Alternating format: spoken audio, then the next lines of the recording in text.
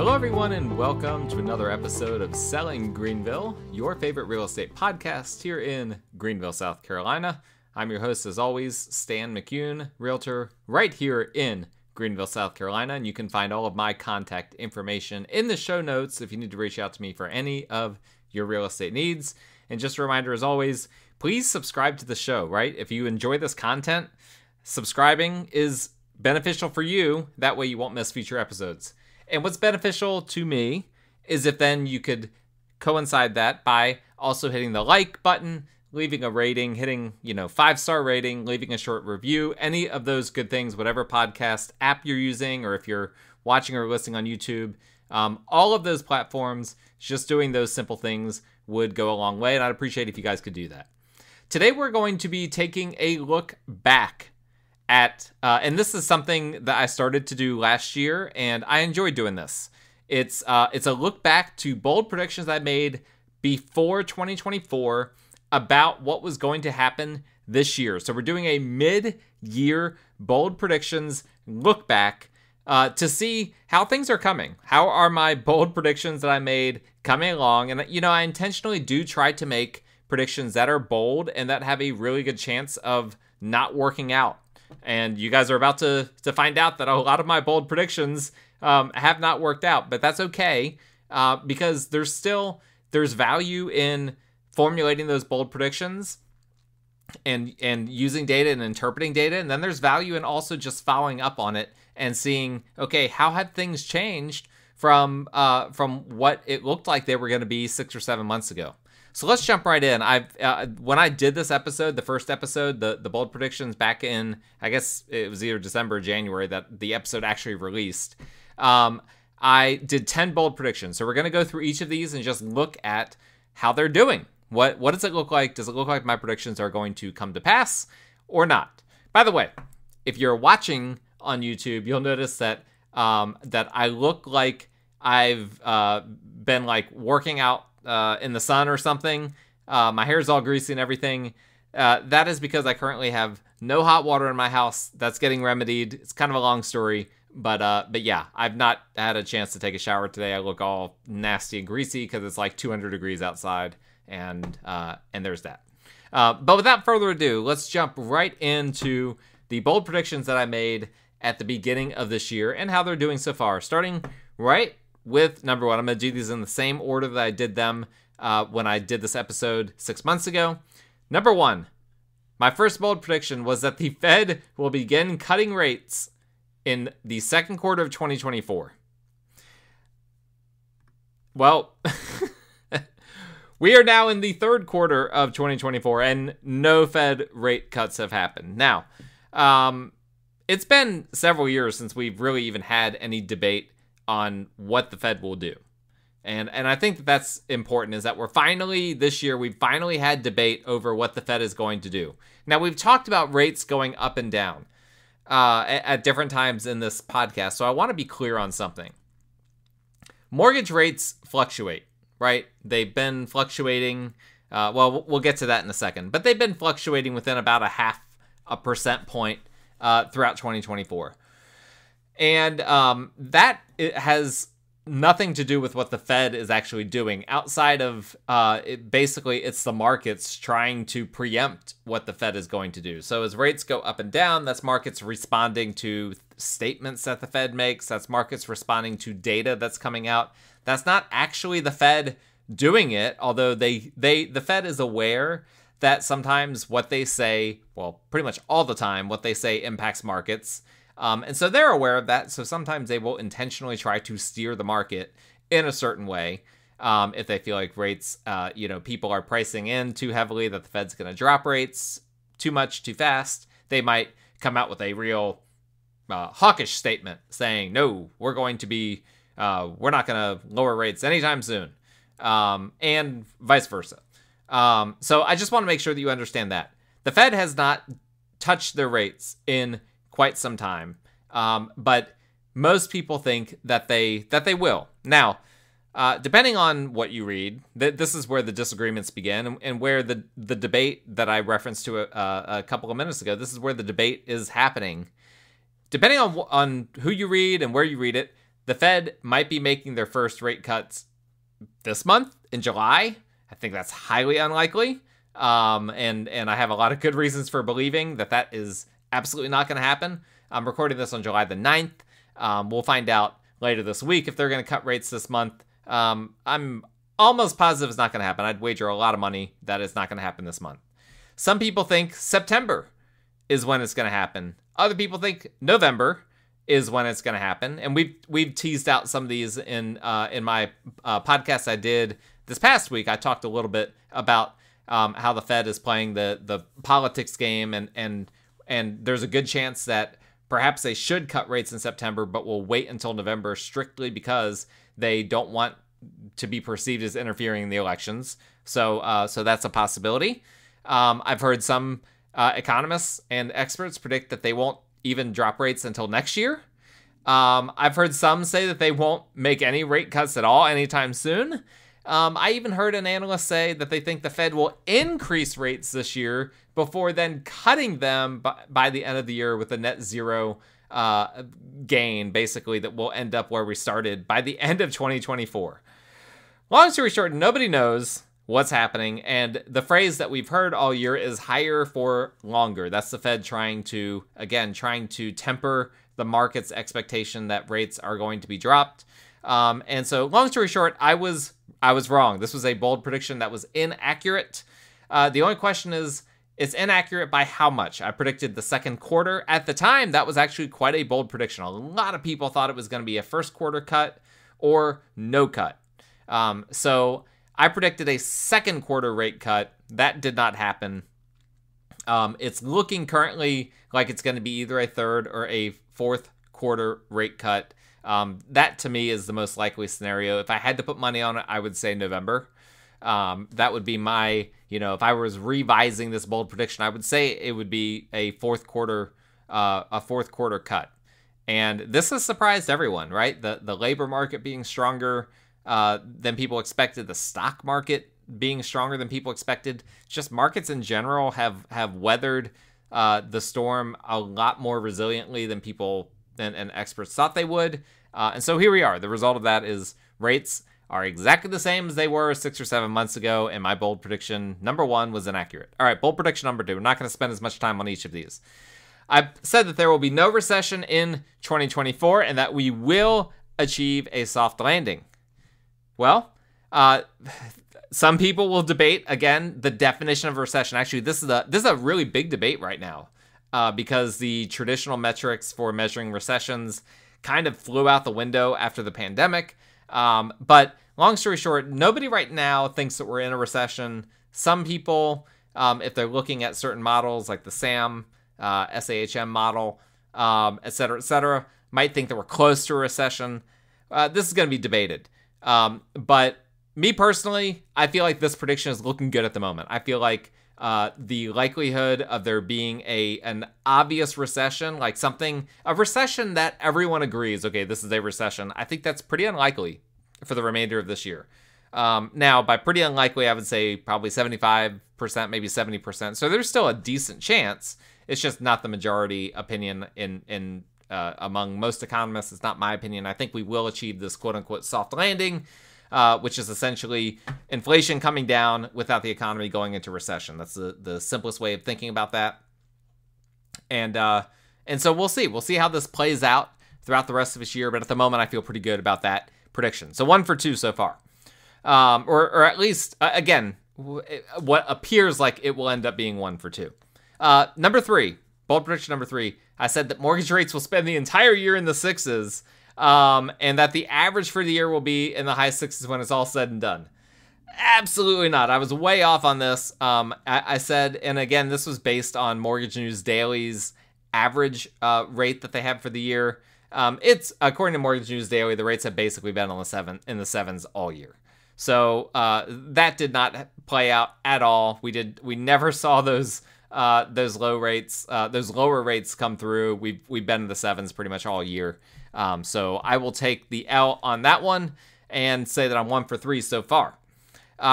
Number 4, inventory will remain below pre-pandemics for the entire year. Another one I've got to take the L on. we are already pretty much right at pre-pandemic levels.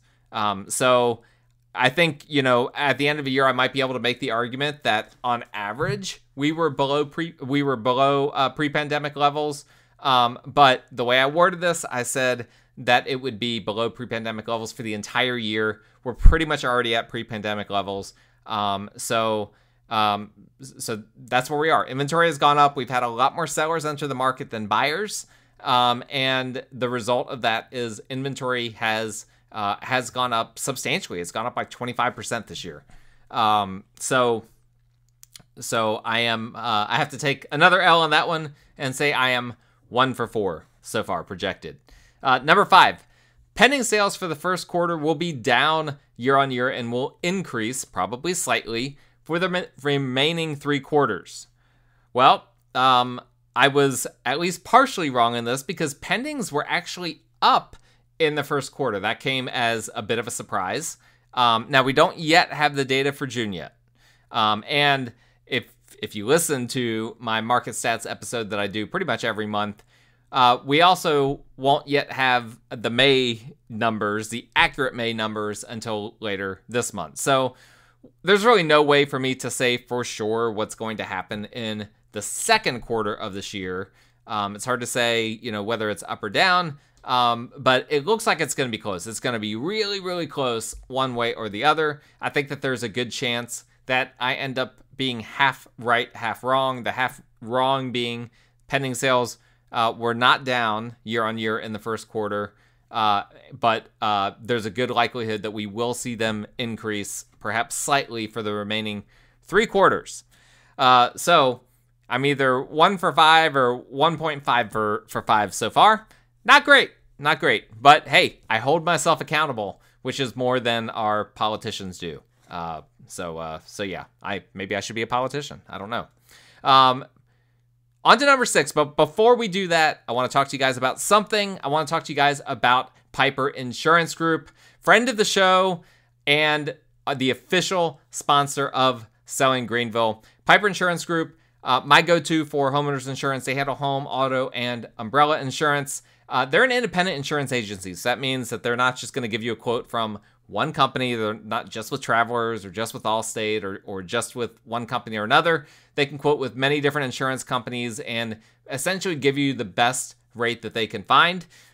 They can do, if you're wondering, is this primary residences, is this investment properties, etc., they can do all the things. They can insure all the houses, flips, rentals, ground up new construction, residential, commercial investment properties, all of those things they can help you with. Vacant properties, any of those things they can insure. And let me tell you, Steven with Piper Insurance Group, he's I've dealt with a lot of insurance agents that kind of play it fast and loose.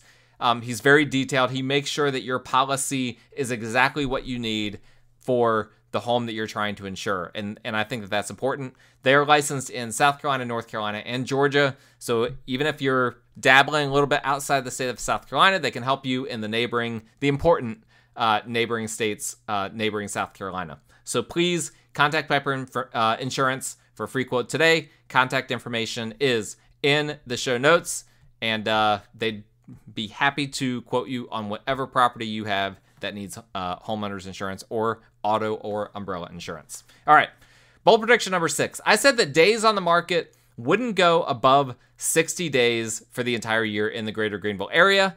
This one, it's looking like I nailed it. This is the first one. We had to get through half of these before I finally found one that's like, okay, I'm pretty confident that this one's going to be accurate. Now, we got up to 57 days on market in February, so I was starting to be like, oh boy, I might even lose out on this one. But it's come down since then, and days on market, again, we don't have the June numbers yet, but the last May numbers that we had said it was sitting at 46 days. So that seems pretty good right now. In a normal year, we would see days on market go into the 60s at some point. And by normal, I mean pre-pandemic. Wouldn't be uncommon for us to see it go into the 60s.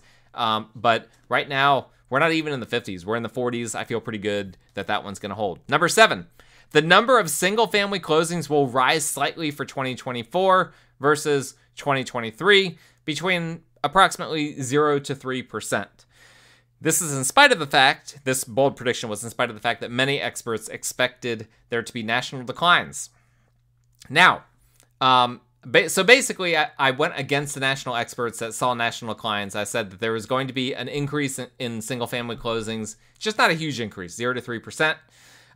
And so where does this stand so far? Well, based on my numbers, again, I don't have the official Greater Greenville Association of Realtors stats yet, but based on the numbers that I ran personally by looking in the multiple listing service, I came to the conclusion that year to date through the end of June, that closings were up for single-family homes were up 5.6% year on year.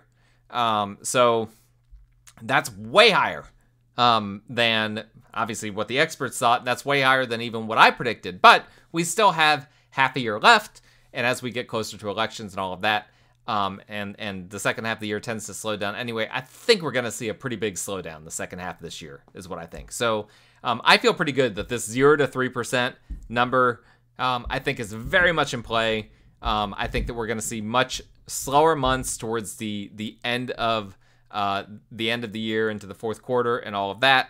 And I think that when it all balances out, I feel good that I will nail that one. So what are we at? We're at something like 3 out of 7, if I remember correctly, is what I'm at. Again, just projecting, because we don't know for sure, but I'm projecting that I'm going to be right on 3 out of these first 7 that we've discussed. Number 8, multifamily sales in Greenville MLS will exceed 100 sales for the year for the first time ever, at least as far back as I can go in the multiple listing service. And as of the end of June, there were 61 multifamily closings year to date. So that's looking really good, right? I mean, if that continues at that pace, which it likely won't, but if it were, that would put us at over 120 closings for the year. Now, I'm already saying that I think there will be a slowdown, but we only need to have 39 multifamily closings in the next 6 months in order for this prediction to hit. I feel good about that. So at the moment, it's looking like 4 for 8. I'm making a little bit of a comeback here. Number 9. Foreclosures and foreclosure sales for single family will increase slightly but remain well below pre-pandemic norms. And I went on to explain at the time that there's logic behind that. COVID borrowers they have more options for refinancing and getting out of delinquencies and all of that. Long story short, I've said multiple times that we've seen a little bit of an increase in foreclosures and short sales, but not enough to move the needle. This is both on the national level and on the local level. And so basically, I mean, I nailed this prediction, right? Because this year is the first time in Greenville that we've seen in years foreclosures and short sales. I've not seen any by any. We might see 1 or 2 here or there, but I mean, we've seen actual, a handful of them per month has been what has happened recently. And that's been definitely an increase over previous years, but still nothing, right? You can't make a living. My broker, Matthew Thrift, he made a living at one time only selling as a realtor foreclosures. Nobody can do that. Not one person can do that in this market. I know house flippers that they made a living just flipping houses that were foreclosures. Nobody can do that in this market either. So foreclosures and short sales are not increasing dramatically, but they are increasing slightly. And we've seen this in the national data as well with delinquencies. So I'm saying at the moment that I am 5 for 9 on these predictions. Happy about that. Number 10, median prices will rise by 3 to 6% for the entire year, although we may see some negative month-on-month prints. Now, this one's going to be very interesting to track because the first 3 months of the year were exactly what we needed with prices for this prediction to happen. Basically, for the first 3 months of the year, January, February, March, we had year-on-year price increases in the 3.5%, 4.5% range. And so it was basically right in between that 3 to 6%. But April and May both fell under, with April being a 2.4% year-on-year increase and May being flat, no increase, which we just discussed a few weeks ago rather. And we don't have the June numbers yet. But if I had to make a prediction, I don't think that June will come in above 3% either. I think that the June median price point year on year will end up being below a 3% increase. So this one is going to keep us on our toes, and it's a toss-up, right? Because the first 3 months, nailed it, and then the most recent 3 months, not so much. So this one's still in a state of flux at the moment. I think if I aggregated this all out, I think that I would not be in that 3 to 6% range. So I'm going to have to say that I don't have this one currently. But unlike a bunch of the other ones where, with regard to the rate cuts and with regard to the mortgage rates being in the 6s and inventory being below pre-pandemic levels for the whole year, those are already shot, right? There's no way that I can get those before the end of the year. I've already lost those. This is one where I'm currently losing, but I can make a comeback. And I think that there is a decent chance that I do, but we'll have to see. I mean, probably out of all of these, this is the one that I feel the least confident about which direction it will go. I still feel like there's a good chance at the end of the year we're around 3%, 3 to 4% year-on-year increase or appreciation, if you want to use that word, even though I prefer not to use that word when we're talking about median prices. But for simplicity, you can just call it appreciation. Just say, we might have 3 to 4% appreciation, but I could also see it being closer to 1 to 2%. If we might have some down months. I mean, there's a lot that could happen. Again, it's an election year, very unpredictable. These rates are higher than people expected, for longer than people expected. So there's a lot of stuff happening that's just causing a lot of uncertainty. And so we will know in 6 months, because I'm not going to bring this back up again until the end of the year. And when the end of year comes around, we'll go back through this, and then we'll see, did I get half of them right? Did I get slightly less than half of them right? Did I get maybe 6 or 6.5 out of 10 bold predictions right? I don't like any of those numbers, right? I want to get at least 8 or 9 of these right. Unfortunately, that's not going to happen this year. So I'm going to have to keep improving as a bold predictions person. Don't go out and make any bets on the basis of my bold predictions, okay? This is why I always have to remind you guys that I'm not offering any kind of financial or investment advice, because at the end of the day, we're not throwing darts at a dartboard, but we're interpreting data in different ways and then throwing the dart at the dartboard based on the data that we're interpreting. And sometimes we're right, sometimes we're wrong. Generally, people that are right 6 to 7 times out of 10, they are very, very seasoned investors. And those that have no idea what they're doing, they're only going to be right. They might make a few lucky guesses and get right 2 or 3 times out of 10. So we'll keep track. We'll see what's happening, as we go through the year. If you guys are close listeners, you'll probably be able to reverse engineer how many of these bold predictions I'm getting right or wrong. But we won't be talking about this for another year. But for the time being, I'm about halfway there. Hopefully I'll get a few more of these right after it's all said and done. But thank you guys for listening. I appreciate each and every one of you. If you could just hit that subscribe, like, rate, review button, all of those things, that would be great. My contact information is in the show notes. If you need a realtor in the Greenville area or outside of the Greenville area, I can set you up with someone like that as well. And just a reminder, as always, Piper Insurance Group, their contact information is in the show notes. Please reach out to them for any of your insurance needs. Homeowners, auto, umbrella. We will talk again next time.